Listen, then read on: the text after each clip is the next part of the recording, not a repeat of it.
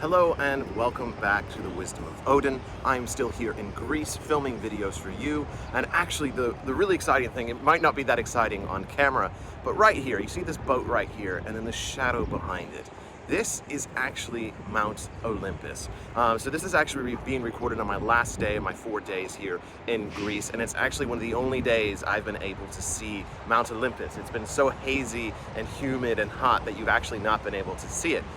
So it's really cool. This actually, Thessaloniki is actually closer to Mount Olympus than Athens. It's actually only about an hour away.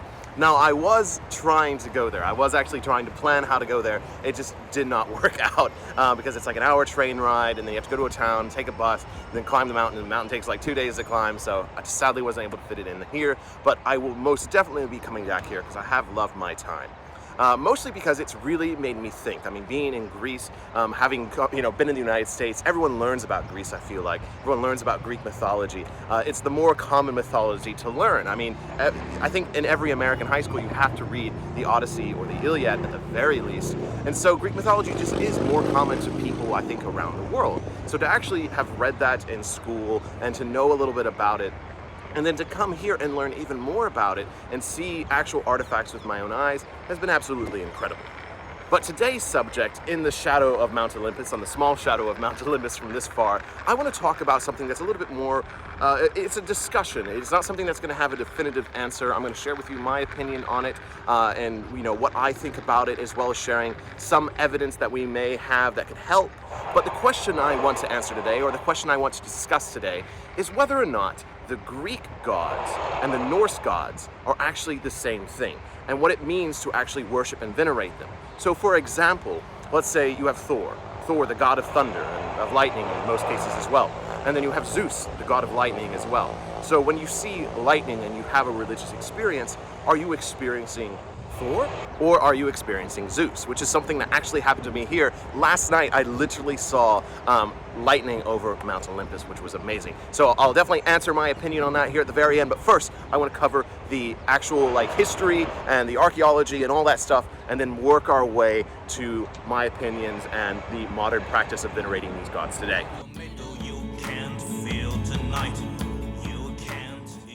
A couple precursors before this conversation, because sadly in this modern day I have to have precursors to kind of alleviate the trolls that will most definitely attack this kind of content if I'm not careful. So first off, I am not a Greek expert. I have been here for 4 days, so I'm really trying my best to only speak from what I've seen here, what I've read on my way here, and what I've experienced at the museums here as well, as far as the archaeological evidence. Also, I'm speaking through my knowledge of Thessaloniki, not from my knowledge of all of Greece. I have not been to Athens, I have not been to any of the other towns, so this is the seat of power of the ancient civilization of Macedonia, the ancient people of the Macedonians. So specifically, I'll be speaking about the Macedonian people and their religious beliefs a little bit more, because that is now more of my knowledge space. Additionally, I am not an expert in things such as Indo-European things, which is something I'll talk about here in just a moment. So I don't know that much about it, so I'm going to try not to speak on things that I don't know that much about. And I recognize that I have gaps in my knowledge, and there's many people out there, many YouTubers out there that have videos about Indo-European stuff, and I just have not really looked down it too much. Maybe one day, but for right now, this is just my knowledge base. So on the Indo-European thing, so if you ask that question to someone who is really into the Indo-European knowledge base, at least from what I understand, they would say, well, of course, the gods are similar. The gods are from the same root. In the end, they're all the Indo-European gods that have broke off culturally and historically throughout time. And from my understanding, this comes from the names of the deities, are what gets broken down from the original Indo-European roots. But again, this is my knowledge base. But yes, it seems like a lot of people think that they could be similar deities simply because of their Indo-European commonalities. But having said that, the gods here in Greece, especially here in the Macedonian region, around the 5th century, the 4th century, and the 3rd century, which was when Macedonia was at its height, they were worshiping their deities at the same time as the Germanic people and the Scandinavian people. So those gods had already been established in Germany and Scandinavia as far as the Norse gods. So gods like Zeus, Athena, Aphrodite were all being worshipped and venerated here already at the same time as those. So the split had already happened at that point, and so they were already having their individual experiences with their named deities while they were having theirs. As I said, a lot of my archaeological evidence is coming from the fact that I did visit the archaeological museum here, which had a lot of pieces from the transition period. As I have said in my previous videos here, Thessaloniki is a very, very interesting place because it has just changed hands so many times, and it just has such a wide variety of veneration here.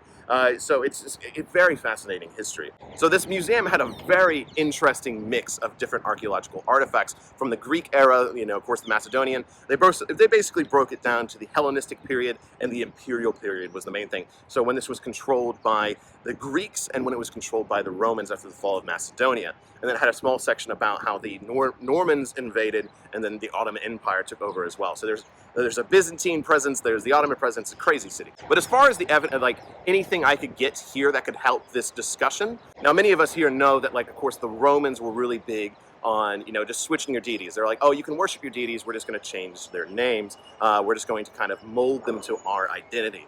And that's actually not something that was unique to the Romans, at least not exclusively, because the Macedonians did the same thing. Because there was actually an entire temple built here to honor the Egyptian deities. But interestingly enough, they just changed the names. And so they had Egyptian art, and then they, you know, had Egyptian deities. They did have Isis and Anubis, but they just changed their names to something a little bit more Greek.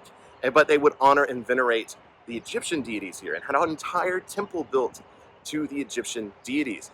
So this city, even long in the historical past, was already having interactions with other religions, and the people here were following them. And then of course when the Romans came in, they just swapped out all the Greek deities for the Roman deities. And so a lot of the remaining artifacts here, a lot of the remaining structures were actually Romans, because they repurposed everything. So one of the biggest structures that still remained here is the Roman Forum. So for example, the reason I'm saying this, in the Zeus and Thor debate, let's say a Germanic person found their way to Macedonia during the 3rd century, the 4th century, and they worshipped Donar, or a version of Donar, and they come here and they say, I worship Donar, a god of thunder.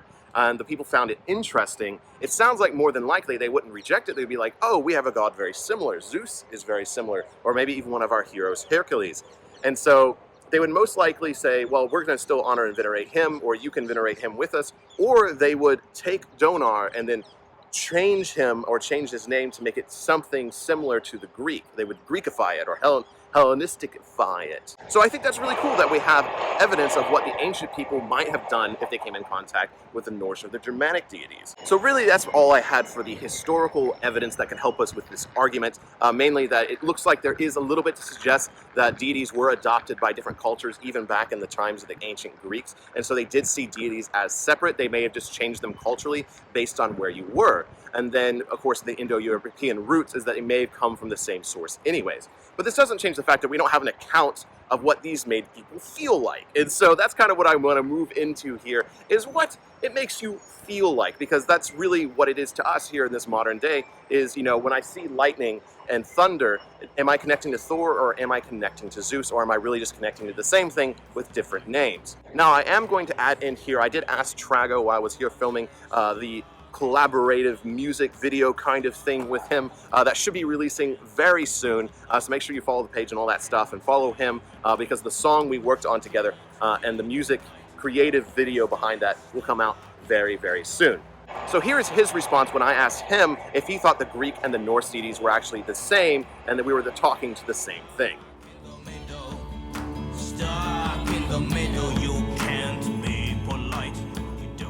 So here are my thoughts, and I'm not conclusive on what I believe about this. The short answer is that I think they're different gods, they're different entities, they're not the same, but they symbolize similar concepts that are universally human. So let me go to another culture up in northern Canada where things are really cold for anyone to live, but there are native tribes there, and they have their own gods. And they have beautiful stories that we don't have. They have stories that have gods that are seals, penguins. There are different beings that are native there. And their stories are close to the local culture. Stories that probably we cannot relate with because we don't have ice everywhere and the sea, and we have to eat fish to survive. But they do. So they have gods that are very different than the Norse gods or the Greek gods. But the Greek gods are very close to the Middle Eastern gods, the Persian gods, the Egyptian gods. The Roman gods are the same. They're just copying the Greek gods. Let's just clarify that. They're not different gods, they're the same gods. But then the Norse gods again, it's Europe. More or less, a lot of concepts and needs of humans are the same. So when people had the need to talk with a higher being and personify different greater nature concepts, they were looking for names, they were looking for personalities, they were looking for higher spiritual beings to connect with. So essentially, we end up with more or less the same needs and cultural beliefs. We all want for the soil to be fertile and, the harvest to be good and have enough food for the winter and have enough water and enough shade and, things to be well in our lives and health. So these are universal needs. And in Europe, when the civilizations and the weather is more or less the same, the needs are pretty close to each other. So that's why there are a lot of deified concepts that are similar in different cultures in Europe and North Africa and Middle East, etc. Right? Different needs in India, different needs in Siberia, etc. So different gods, but similar concepts in areas close by. So that's why I do believe that gods are different. I don't think that Zeus is Thor, but with a different name. But there is a kind of overlap in what they symbolize and what they protect.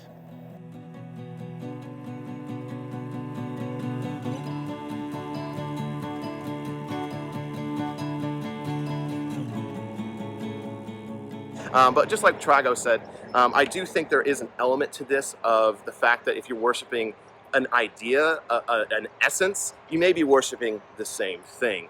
And I think that's what a lot of the opinions are going to lie, is that if you're worshiping thunder, if you're having an experience with thunder, you are having that experience with thunder. We just call it different things. I really think that's where a lot of people are going to lie in this debate. But I'm actually going to throw in a different alternative opinion. And this is going to come specifically from my shamanic travels. So the majority of shamanic beliefs and the shamanic practices follow a tree, follow an upper and lower world, as I have discussed before in previous videos. So there's the gods above, the realm we exist in and what exists in here with us, and then the ancestors and the primordial beings below us. And so a lot of shamanic practice, like nearly all of it, sees these things. They just call it different things. We call it Yggdrasil, where some people just call it the Tree of Life and other such things.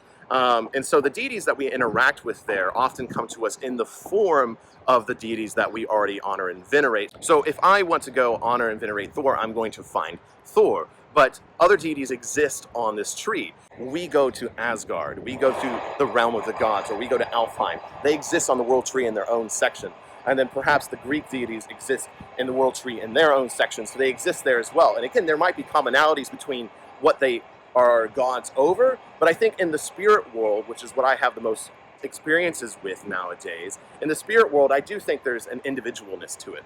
So let's go back to the Thor and Zeus debate. So Mount Olympus back here. Last night saw lightning over Mount Olympus. Do I think it was Thor or do I think it was Zeus?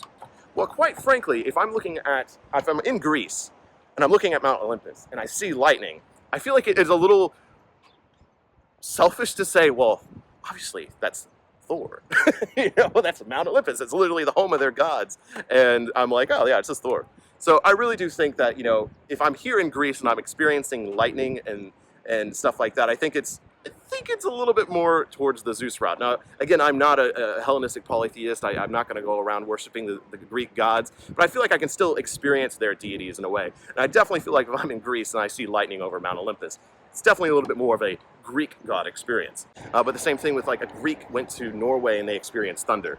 Again, I think they, be experiencing a Thor thing. So, again, not exactly a solid answer here, but I really just wanted to start the conversation, kind of share with you my thoughts after being here for some time. I've had a wonderful time here in Greece. I hope you've really enjoyed the videos.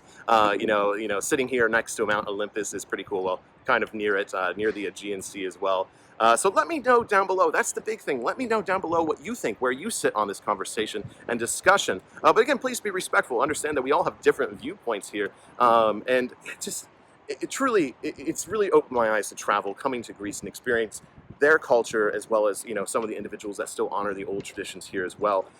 It's really wonderful to see. I mean, it's just really wonderful to see people honoring the old gods wherever I am.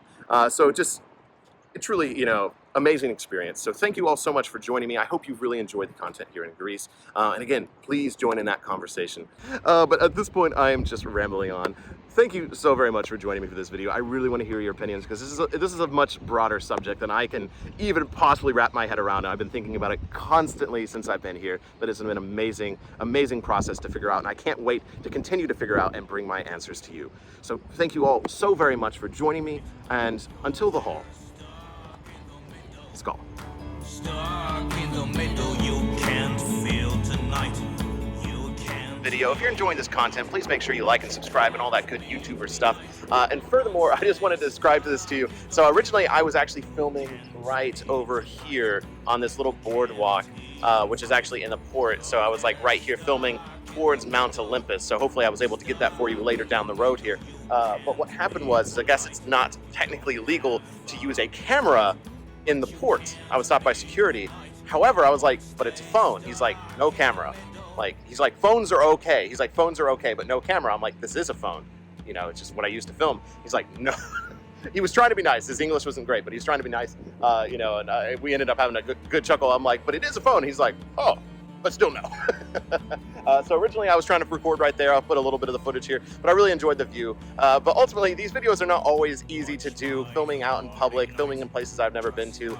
You know, sometimes I encounter things that I didn't expect. So if you really enjoy the effort I put into these videos and sharing my adventures here with you, please think about supporting the channel on Patreon. It would mean so very much. I have a lot of benefits there for you as well. But truly, I want to share with you more of the world. I want to share with you more of the beauty. And I'm really hoping next year I can go full digital nomad and just travel across Europe, sharing the pagan stories and what I find in the beautiful sites. But that's only going to be possible through Patreon support. So truly, you are helping if you are going down there.